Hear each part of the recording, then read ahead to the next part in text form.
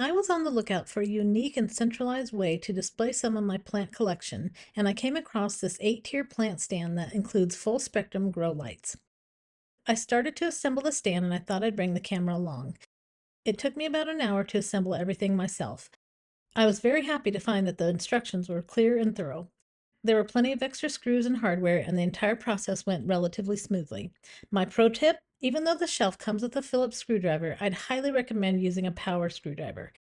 Even though all the wood and metal pieces are pre-drilled, it took about 3 screws before my wrist protested. Save yourself the time and effort and grab your electric screwdriver from the start.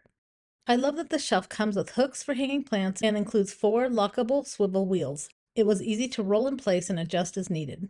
It's well built and sturdy and has a total weight capacity of 22 pounds. I'm having fun playing with my plant arrangement, and I love that I have room to add even more than I expected. So if you're looking for a good quality shelf to display plants, decor, or other collections, I'd highly recommend checking out this brand. I hope this unboxing and overview was helpful. Thanks for watching.